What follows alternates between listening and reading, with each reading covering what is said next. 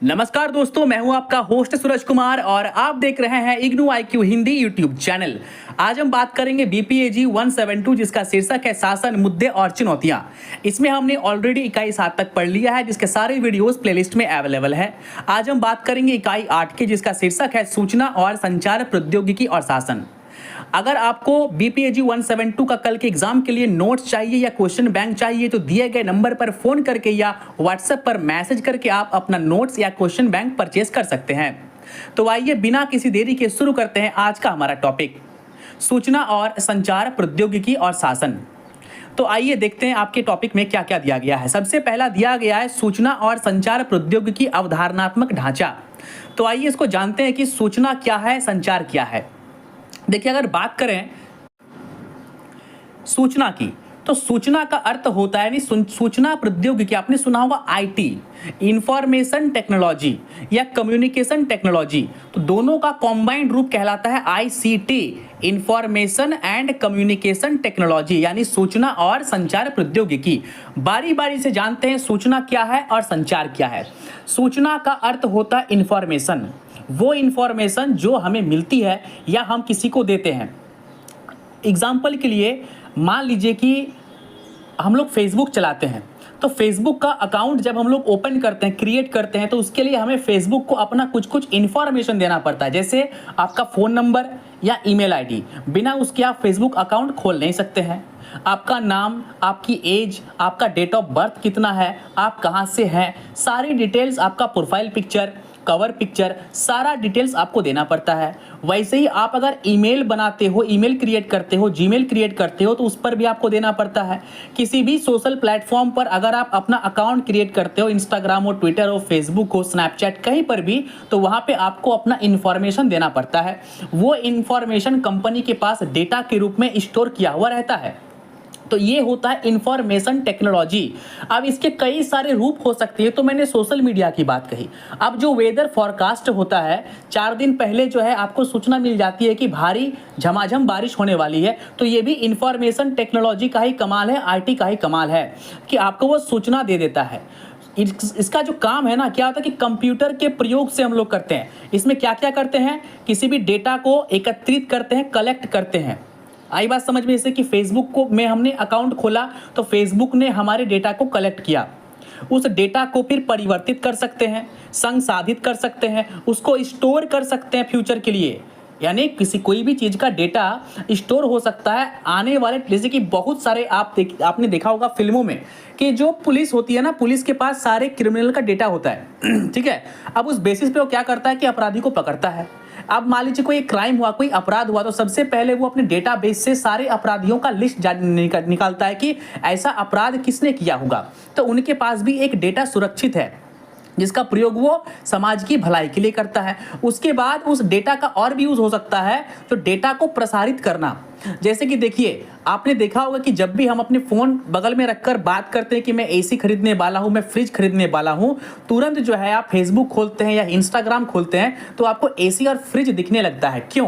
क्योंकि आप जो बोल रहे हैं ना, आपके मोबाइल का जो माइक्रोफोन है वो सुन रहा होता है और कंपनियां सुन रही होती है, यानी आपका इंफॉर्मेशन कंपनी के पास पहुंच रहा होता है। इसलिए तो व्लादिमीर पुतिन अपने साथ फोन नहीं रखते, वो फोन का यूज नहीं करते। उनको डाउट है कि उनके फोन के साथ छेड़खानी करके कोई भी उनके जो है सीक्रेट बातों को क्या कर सकता है, सुन सकता है, स्टोर कर सकता है। तो ये हो गया सूचना के बारे में। देखिए, अभी टेक्नोलॉजी के अगर दुनिया में सबसे बड़ी बात सूचना की होती है, इंफॉर्मेशन की होती है। जिस कंपनी के पास जितना सूचना है वो कंपनी जो है उतना ही कमाएगी। कंपनियां क्या करती है, कंपनियां आपकी सूचना लेती है। आप जो YouTube पर सर्च करते हो, आप जो फ्लिपकार्ट पे सर्च करते हो, एक एक डेटा की आप क्या सर्च कर रहे हो, यानी कंपनी देख रही होती है और बार बार आपको कंपनी ऐड दिखा रही होती है, 50% ऑफ, 20% ऑफ, 100% तक का जो है वो छूट है। क्यों? क्योंकि उनके पास इंफॉर्मेशन ये है कि आप फ्रिज खरीदने वाले हैं या स्कूटर या AC खरीदने वाले हैं। तो इंफॉर्मेशन का काम दोस्तों ऐसे होता है। अब अभी के टाइम पे इसका गलत इस्तेमाल भी बहुत लोग कर रहे हैं, इसका अच्छा उपयोग तो होता ही है, सरकारें, संस्थाएं, सरकार इसका अच्छा उपयोग करती है, लेकिन इसका खराब उपयोग भी आप कर सकते हैं चलिए, अब बात करते हैं संचार की। देखिए, संचार का अर्थ होता है कम्युनिकेशन। ये जो इन्फॉर्मेशन है, जो इन्फॉर्मेशन हम किसी को देते हैं, अभी मैं यूट्यूब के माध्यम से मैं कोई इन्फॉर्मेशन ये दूंगा आपको कि मैं कल लाइव आने वाला हूँ, तो मैंने आपको इन्फॉर्मेशन दिया, मैंने आपको बताया कि मैं कल लाइव आऊँगा। अब आपने उस वीडियो को देखा, आप तक इन्फॉर्मेशन पहुँची कि सर कल लाइव आने वाले हैं। तो ये जो इन्फॉर्मेशन मुझसे होकर आप तक पहुँची, इसका मीडियम क्या था? Internet, YouTube. तो इसे कहते हैं कम्युनिकेशन, यानी संचार, यानी एक इन्फॉर्मेशन का एक जगह से दूसरे जगह तक पहुंचना। और ये जो सूचना और संचार है, यानी इन्फॉर्मेशन और कम्युनिकेशन है, ये दोनों आपस में जुड़ा हुआ है, दोनों ही एक दूसरे का पूरक है। इसके बिना ये इनकम्प्लीट है, उसके बिना ये इनकम्प्लीट है। अगर आपके पास कोई इन्फॉर्मेशन आती है तो वो इन्फॉर्मेशन कोई काम का नहीं है जब तक कि उसका संचार ना हो, वो एक जगह से दूसरी जगह पर ना पहुंचे। अब मान लीजिए आपके पास संचार का मीडियम है लेकिन आपके पास इंफॉर्मेशन नहीं है, तो फिर उसका फायदा क्या है? यानी बिना पटरी के ट्रेन का फायदा क्या और बिना ट्रेन के पटरी का फायदा क्या? ये वही बात हो गई सूचना और प्रौद्योगिकी के बारे में।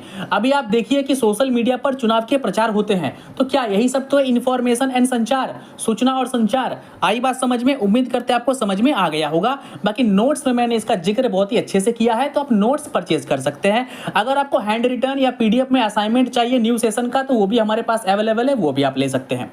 अब आगे हम लोग बात करेंगे सूचना और संचार प्रौद्योगिकी विकासमूलक दृष्टिकोण, यानी इससे विकास क्या हुआ, ठीक है, क्या फायदा है। कोई व्यक्ति होता है ना, बोलता है क्या फायदा है इन सभी चीजों का, सोशल मीडिया का क्या फायदा है? तो आइए फायदा गिनाते हैं। देखिए, जो सूचना और संचार होता है ना, इससे हमें चीजों के बारे में जानकारियां मिलती है। यानी अमेरिका में कोई घटना घट गया, उसके बारे में आपको जानकारी तुरंत मिल गया, किसके सहारे? यही आईसीटी, सूचना और संचार के माध्यम से। पहले तो सूचना मिला कि अमेरिका में गोलीबारी हुई, आई बात समझ में? या कल पाकिस्तान को अमेरिका ने हरा दिया, तो पाकिस्तान को अमेरिका ने हरा दिया, इसका सूचना अब तक मिली, फिर इसका संचार हुआ, यानी वो न्यूज़, वो इन्फॉर्मेशन अमेरिका से इंडिया तक पहुंची किसी मीडियम से। तो देखिए, इसका यही काम होता है। यानी घर बैठे हम लोग कोई भी काम कर सकते हैं। घर बैठे इलेक्शन का रिजल्ट देख रहे थे, कौन हार रही है कौन जीत रही है। तो कहने का तात्पर्य है कि इसी का यूज़ करते हैं, किसमें? हम लोग अपने दैनिक जीवन में। अब देखिए, यहाँ पर कई सारे फेज दिए गए हैं, उन फेजों के माध्यम से हम जानेंगे इसका दृष्टिकोण क्या है, इसका विकास कैसे हुआ। देखिए, फेज 1 की अगर बात करें तो आईसीटी के विकास से संबंधित प्रथम अवस्था की पहचान द्वितीय विश्व युद्ध के दौरान वैद्युत चुंबकीय कैलकुलेटर से होती है, जिसका वजन लगभग 5 टन था। 1947 में ट्रांसमीटरों के आविष्कार से अपेक्षाकृत छोटे किंतु बहुउपयोगी कंप्यूटर का विकास संभव हो पाया। यानी जो कंप्यूटर का आविष्कार का फेज था ना, वो कब था? द्वितीय विश्व युद्ध के टाइम पे। तो इसका क्या हुआ, इसका फायदा क्या हुआ? जिन्होंने पहले कंप्यूटर बना लिए, जैसे कि अमेरिका हो गया, बड़े बड़े देश, जर्मनी हो गए, इन्होंने पहले कंप्यूटर बना लिया, तो उसके माध्यम से इंफॉर्मेशन इनके पास पहुंच रही थी। जो काम एक व्यक्ति 10 दिन में कर रहा था, वो काम अमेरिका वाले 1 दिन में कर रहे थे। तो युद्ध में इनका क्या हुआ? फायदा ही हुआ।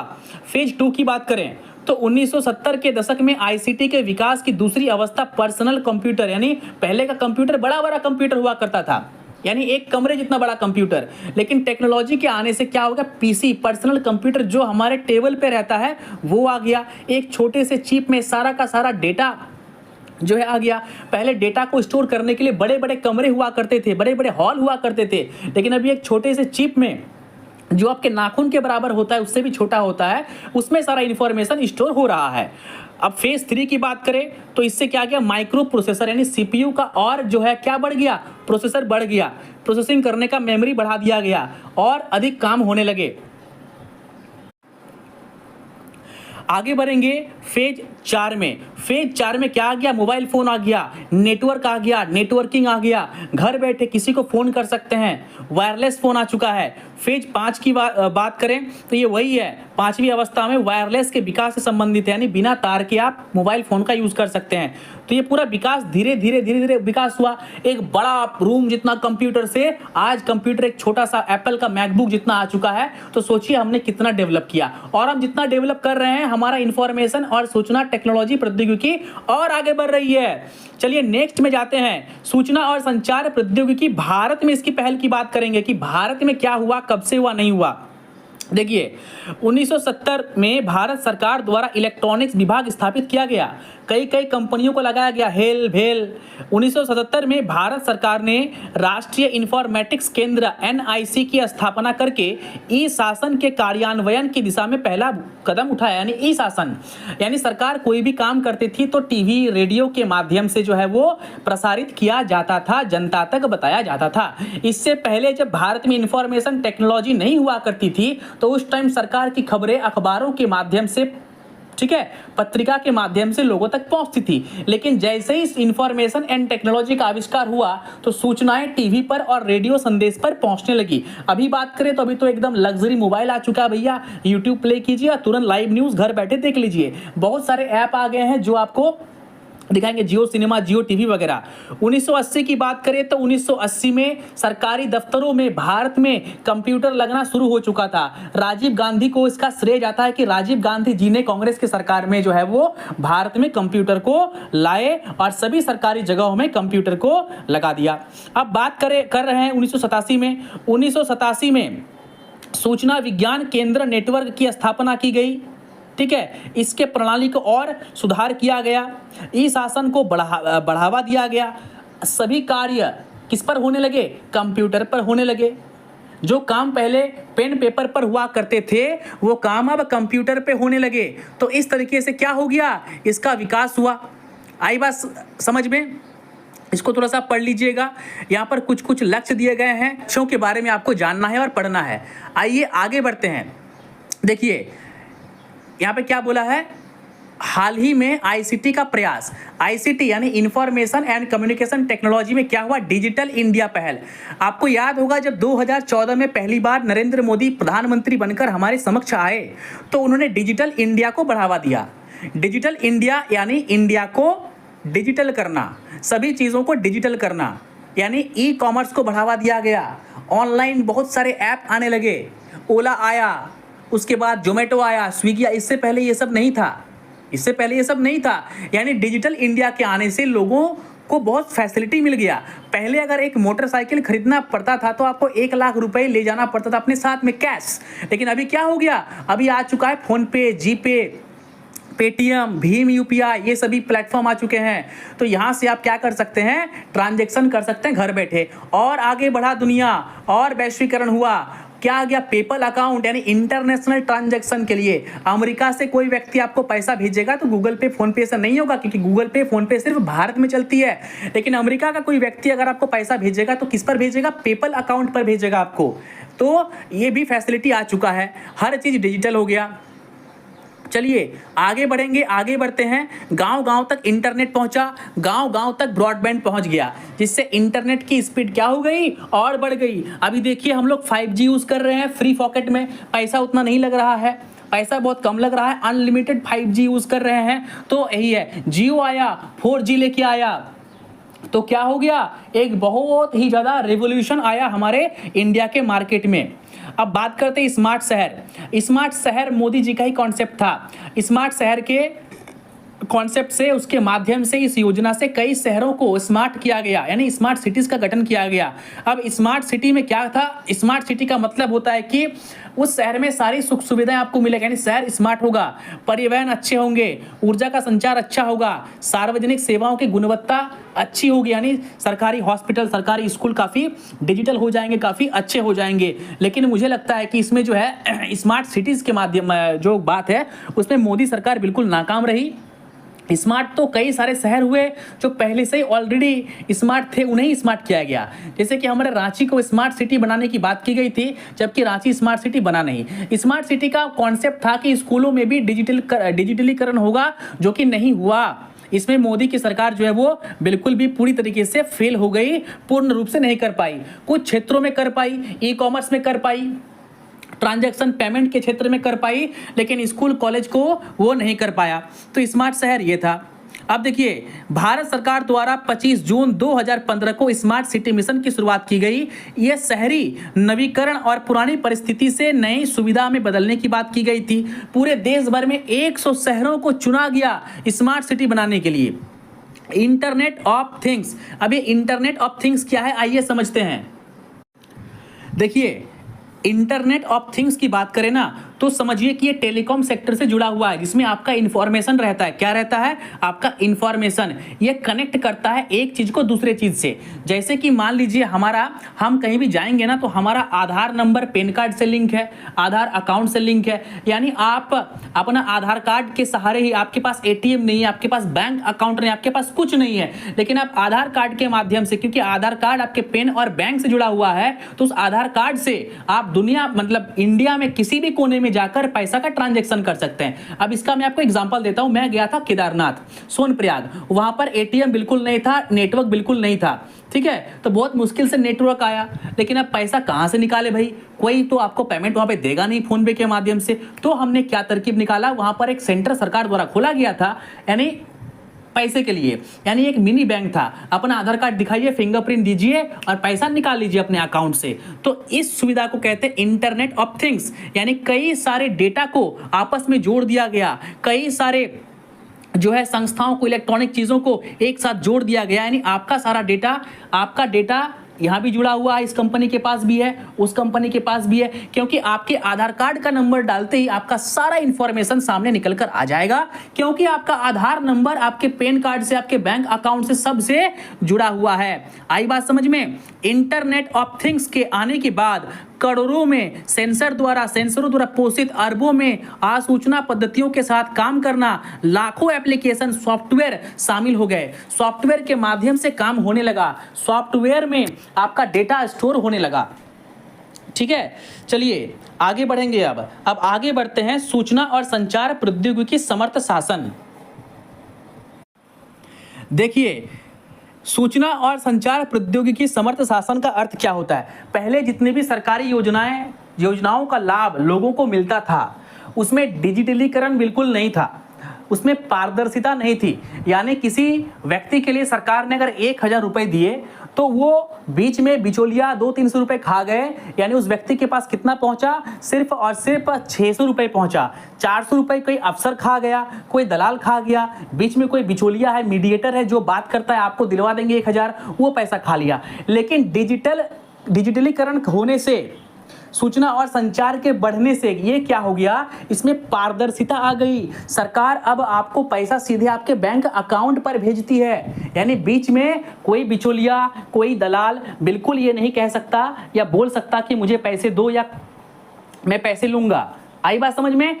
किसान का जो आपका योजना है, जिसमें किसानों को हर साल 6,000 रुपए मिलता है, तो वो 6,000 सीधे किसानों के अकाउंट पे आता है। गैस की सब्सिडी की बात हो तो आपने देखा कि गैस की सब्सिडी का पैसा जो है वो सीधा आपके अकाउंट पे आ रहा था। अभी जो हम लोग राशन लेने जाते हैं तो वहां पर भी क्या होता है? फिंगरप्रिंट देकर, फिंगरप्रिंट दीजिएगा तभी राशन मिलेगा। पहले क्या होता था कि आप राशन लेने नहीं गए तो आपका सिग्नेचर करके जो है, वो जो राशन बांटता है सरकारी आदमी, वो आपका सिग्नेचर करके ही क्या कर लिया? राशन उठा लिया। लेकिन अभी ऐसा बिल्कुल नहीं होगा। अभी इंफॉर्मेशन टेक्नोलॉजी का आ चुका है।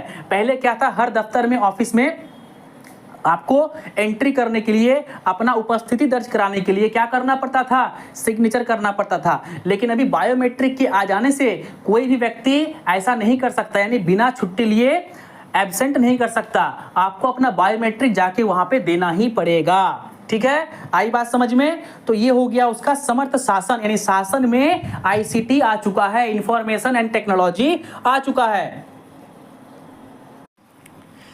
देखिए आगे बढ़ेंगे। आईसीटी समर्थ शासन में सम्मिलित अवस्थाएं। पहला अवस्था है अवस्था 1, वेब प्रेजेंस। वेब प्रेजेंस का अर्थ होता है कि सरकारी जितना भी योजनाएं होती है, काम होते हैं, वह सभी सरकार के वेबसाइट पे अवेलेबल है। यानी सरकार कोई वैकेंसी निकालती है तो वेबसाइट पे जाके आप देख सकते हैं। सरकार की कोई नई योजना है, अग्निवीर योजना, तो अग्निवीर योजना के तहत अलग एक वेबसाइट बना दिया गया है। उस वेबसाइट पर, उस वेब पर इंफॉर्मेशन अवेलेबल है।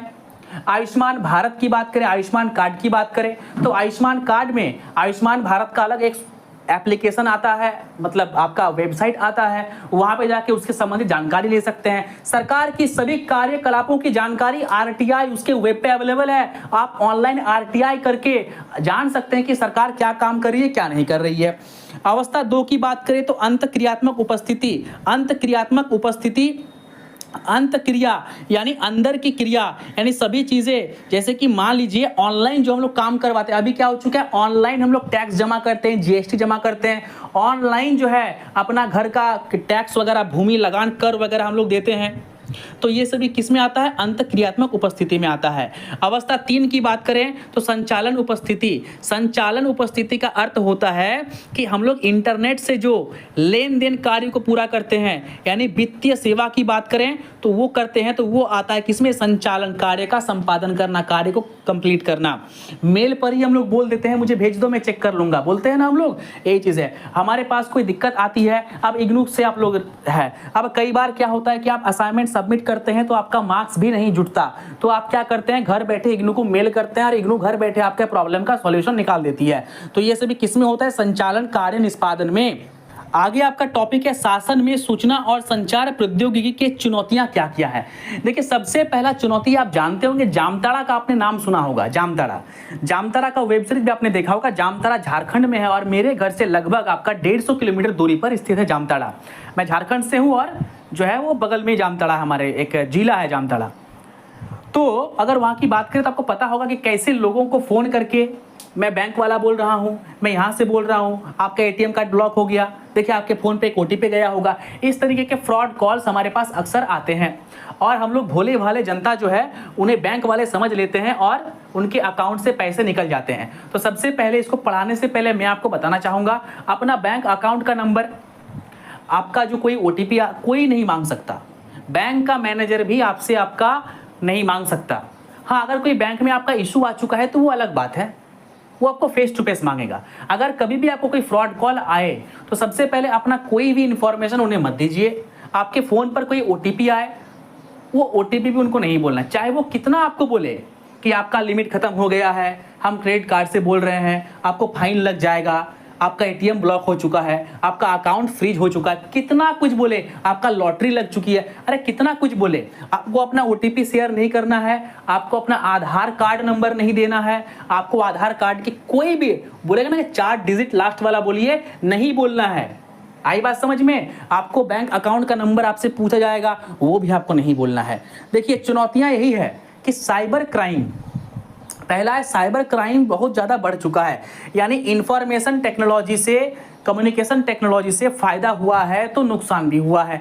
अगर आपके फ़ोन पे ओटीपी आया और सामने वाले कॉलर को आपने अपना ओटीपी बता दिया तो आपके बैंक अकाउंट में जितने पैसे पड़े हुए हैं सारे के सारे पैसे जो है चुटकी में 1 सेकंड में उड़ा दिए जाएंगे और आपकी जमा पूंजी बिल्कुल ख़त्म हो जाएगी। तो कभी भी इस बात का बिल्कुल ध्यान रखें कि कभी भी किसी भी व्यक्ति से अपना ओटीपी, बैंक खाता संख्या, अपना आधार कार्ड नंबर, बैंक डिटेल्स बिल्कुल भी क्या नहीं करना है, शेयर नहीं करना है। दूसरी चुनौती क्या है? दूसरी चुनौती में आता है कि एक तरफ तो हम डिजिटलीकरण की बात करते हैं, तो सबसे बड़ी चुनौती यह है कि वो गांव-गांव तक पहुंच नहीं पाती है। बहुत सारे लोग अब भी फोन पे का यूज नहीं करते हैं। तो सरकार ने तो बता दिया, लेकिन सरकार को यह चाहिए कि एक एक व्यक्ति को उसके बारे में जानकारी दे, क्योंकि दिक्कत यहाँ पे ये आता है कि लोगों के पास फोन पे, गूगल पे तो पता है उनके बारे में, लेकिन कैसे उसका यूज करना ये नहीं पता। तो सरकार जब भी कोई नई चीज लाती है तो गांव-गांव तक सरकारी अफसर को इसकी पहल करनी चाहिए और इसका इस्तेमाल कैसे करते हैं, इसका यूज कैसे करते हैं, इसके बारे में बताया जाना चाहिए। क्योंकि सिर्फ पता होने से नहीं होता, आपको उसको यूज करना भी आना चाहिए, तभी आप उसका भरपूर लाभ उठा पाएंगे, भरपूर आनंद उठा पाएंगे। आई बात समझ में? तो यही सब कुछ चीजें हैं जिसको थोड़ा थोड़ा आपको देखना होगा। ये चैप्टर अगर आपको समझ में आ गया, वीडियो अगर आपको अच्छी लगी हो तो थैंक यू का एक जो है वो कमेंट कर दीजिए। और फिर से बोल रहा हूं कि अगर आपको कल के एग्जाम के लिए नोट्स या क्वेश्चन बैंक चाहिए, समय नहीं है, जल्दी से जल्दी परचेज कर लीजिए, बिल्कुल सस्ते में दे रहा हूं। अगर आप बुक नोट्स लेते हैं तो सिर्फ 99, क्वेश्चन बैंक लेते हैं तो सिर्फ 49 पे आपको जो है अवेलेबल करा दिया जाएगा।